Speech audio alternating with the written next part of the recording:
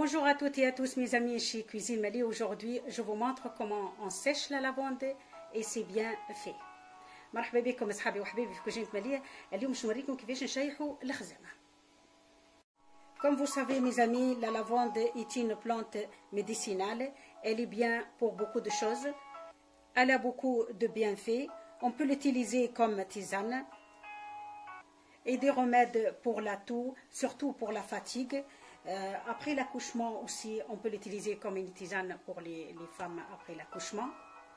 On peut fabriquer aussi des savons avec, pour tout le corps, elle est bien.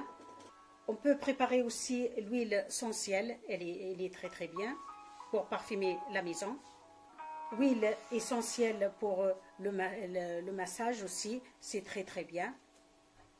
Et cette plante, mes amis, on peut le planter dans le jardin comme on peut le planter dans le balcon. C'est une plante qu'on n'a pas besoin qu'on s'occupe trop. Elle est magnifique. كما تعرفوا صحابي وحبيبي الخزامه نعاونوا بها كيما نعاونوا النعناع، كيما نعاونوا حاجات، كيما نعاونوا بالكليل نشيحوه ونستعملوه للماكله. هي البلانت هذه تصلح خاصه للتيزانه، تصلح نفوحوا بها الديار. باهيه برشا كي نحطوها شيحه في ساشيات صغار ولا في حاجات مهم في حاجه ونحطوها في البلاكار نتاعنا، راهي تنحي الميديتي اللي معناها ما ثماش ما خير منها للنداء. Elle est bien pour le méditer mes amis aussi. On peut le mettre dans un petit sachet, on le met dans les placards. ما ثمش ما خير منها، هذه نصيحه ما ثمش ما خير منها وبتجرب نستعملها كل عام انا ونحطها في البلاكارات نتاعي. اول حاجه تفوح الدار ببارفان عاديه وتزيد تنحي لنا الميديتي اللي عندهم الميديتي في الديار، راهي باهيه برشا. نحضروا بها التيزانه في الشتاء. الناس اللي عندها ما ترقدش بالكدا راهي باهيه ياسر التيزانه هذه. بعد المراه الولاده تصلح ياسر، معناها هذه نصيحه باهيه برشا خاصه النساء اللي بعد الولاده راهم باهيه برشا للنساء هذوما، باهيه برشا للنساء اللي ما ينجموش للحمل، تتعاون برشا باش النساء تحبل فاسيلمون. شنو اخر باهي عده عندها ياسر فوائد كبيره. حاسيلو تبعوني وتشوفوا الفيديو كيفاش باش نشيحها وكيفاش باش نعبيها في الساشيات نتاعها. تبعوني تشوفوا الفيديو تحفون برشا. وتنجموا تخلوا الكوربي هذه كيما هي وتحطوه في الصالون تاعكم ولا في بيت ولا راهي تفوح لكم بالطريقه هذه. تخلوه مده عام ما يجرى له حتى شيء ومزيان يبدا مزين في الصالون تاعكم ويفوح لكم. نجموا نخلوه كيما هذا. اما انا كي نقصها البلانت هذه نحطها في دي كارطون ونخليها على روح، ما نبقى لا نتبع على حتى شيء. نعبيها في كرتونه ونخليها تشيح في راحتها ومن بعد نفتفتها ونعبيها في الساشيات. هذه مكان ما فيهاش حتى حاجه اخرى. Voilà mes amis, on peut garder les corbeilles comme ça lorsqu'on remplit des corbeilles comme ça et on le met dans le salon pour décorer et pour parfumer en même temps. Après, pour le sécher, moi la vérité, je le mets dans un carton et je l'oublie. Après 15 jours, après je vous montre comment j'ai fait. Voilà mes amis, comment je le sèche, je le mets dans un carton et je le mets dans un coin à la maison à l'ombre et je le laisse sécher le temps qu'il faut. نحطها في كردونه بالطريقه هذه كيما تشوفوا بالطريقه هذه سهله برشا، ونخليها في بقعه للظل تشيح في عقلها كيما نشيحوا النعناع بالضبط. من بعد اتو نشوفوا مع بعضنا. فوالا مي زامي ابري 15 جور بعد 15 يوم هذه كردونه محضرتها بالسبق باش نحضر لكم الفيديو. راكم تشوفوا هذه مشيحاته بالطريقه هذه. كردونه هذه شايحه حاضره هاكا. تو اللافون تاعتنا شايحه. تو نجيبوا حاجه باش نحطوها فيها. نجيبوا القصعه تاعتنا قصعه الخير هذه ونتوا نحطوا فيها الخزامه تاعتنا. فوالا une fois qu'elle est sèche je le prends tout simplement. هذا بالطريقه هذه. ما نحكيلكمش على البارفان اللي هي فيها، ما نحكيلكمش الريحه تحفونه ياسر ياسر ياسر ياسر. وراهي نبته موجوده في كل بلاد وفي كل بقعه. غير شنو فما ناس ما يعرفوهاش لشنو تصلح. هذه النبته دي راهي تحفونه برشا في الجاردان تاعكم في البركون. تنجم تنبتوها وقت ما تحبوا انتم. On peut le planter comme dans le jardin au balcon pareil. Voilà. On le jette pas si on a une cheminée. On peut l'utiliser l'hiver. Pour allumer la cheminée.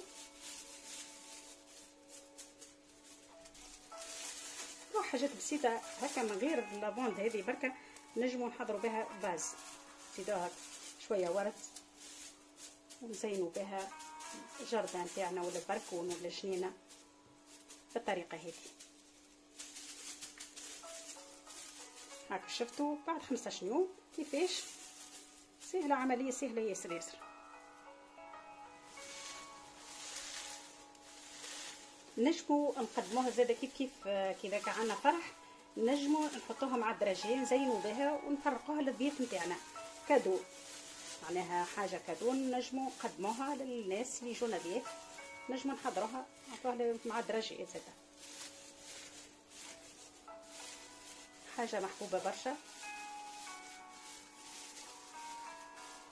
لو سود دو لا فرانس، لا بروفونس اللي كوني دو لافوند، فماش واحد يزور البروفونس نتاع فرنسا وما ياخذش الخزامه وما ياخذش الصابون وما ياخذش الشامبوان نتاع الخزامه. Lorsqu'on visite la Provence, il faut qu'on achète la lavande, on achète du shampoing ou du savon.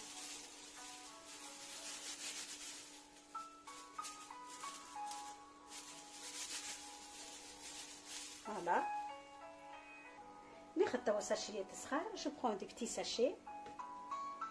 On peut l'offrir comme on peut le mettre dans les placards.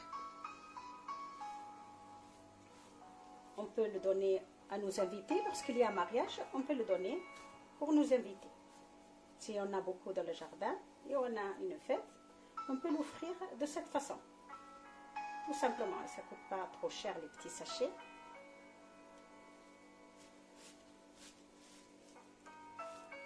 هاك تشوفوا نجموا نحطوه مع الدراجي نتاعنا والكادو تحفون برشا، ساشيات صغار وما يتكلفوش الحقيقه.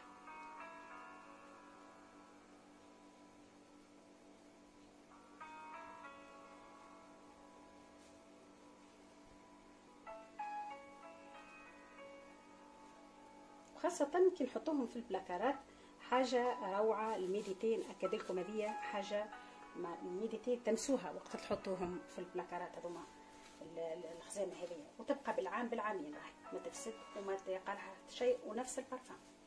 On peut le mettre dans les placards mes amis pour le méditer. Ces petits sachets.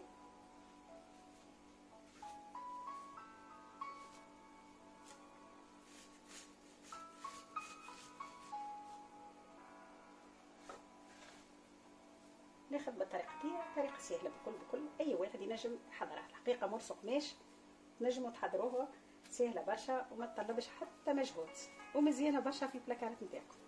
تعود تبقوا تحطوا الصابون وندرى شنو لا، نجموا نهدوها بالطريقه دي في اي كوربي مع الكونفيتور. lorsqu'on prépare de confiture aussi on peut offrir la lavande avec. Pour les mariages surtout, moi je trouve bonne idée pour les mariages. Je préfère mieux que le trajet, des petits cadeaux comme ça, mieux que le trajet et ça coûte pas trop cher.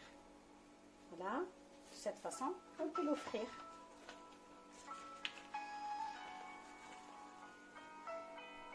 On peut prendre aussi des petits sachets, des petits paquets comme ça et on écrit qu'est-ce qu'on veut pour les invités. C'est un bon cadeau. نجمو ناخذو بالطريقه دي ونكتبو في الورقه هذيك اش نحبو نحنا للضياف نتاعنا. فماش ما خير من حاجات طبيعيه، كي ما نحبوش نكلفو رواحنا ما نكلفوش. باش تروف دان ان مارياج سي ان بون كادو.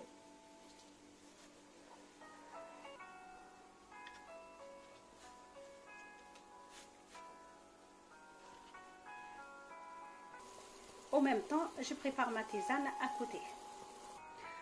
Cette fois, on va prendre quelque chose de plus chic. Mes amis, ناخذ حويجة مضخمة برشا للصالون تاعي pour le salon, pour parfumer mon salon.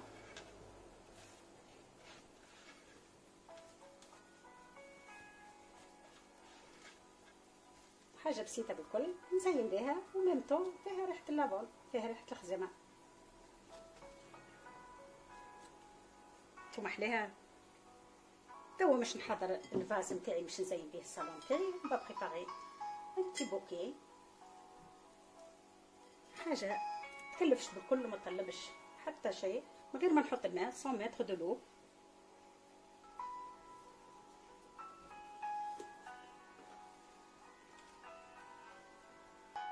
Voilà ma tisane, tout simplement je fais bouillir dans l'eau, c'est tout, chaude. Je mets de la lavande dans l'eau bouillante, tout simplement. Après vous pouvez ajouter du miel ou qu'est-ce que vous voulez, sucre ou du miel. كيما تشوفوا الخزامه طيبت الخزامه في الماء خليتها شويه، تحبوا تزيدوا العسل والا تزيدوا السكر.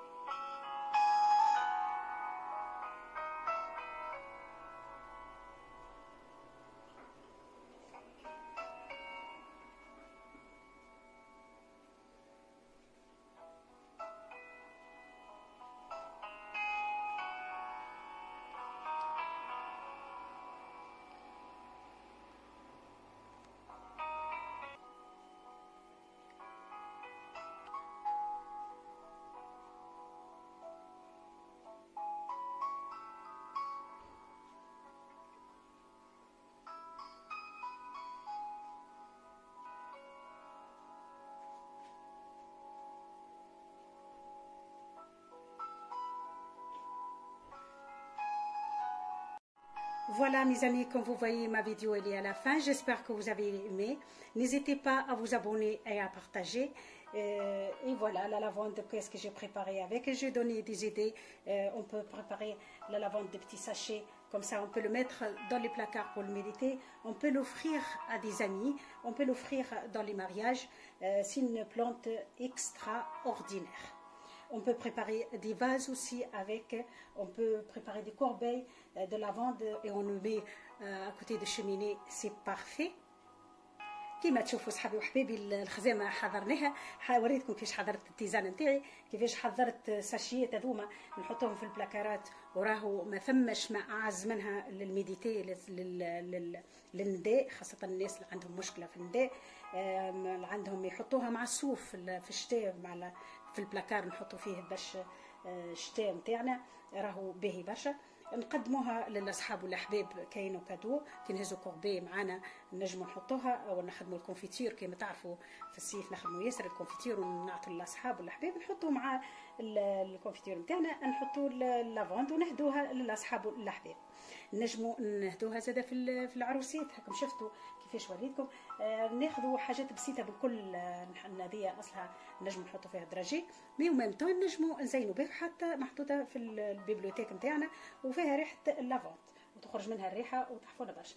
خذيت زاده الماليه وفصلت منها، خيطتها بالطريقه هذه قدمتها في فوتيه عروسه بالطريقه هذه، تحفونه برشا اللافوند سوفينير مع الدراجي بتاعته، ونكتبوا الاسم نتاع مش العروسه والعريس ونقدموها في العريس والافراح. يا ربي ان شاء الله عجبتكم الفكره وان شاء الله تجربوها.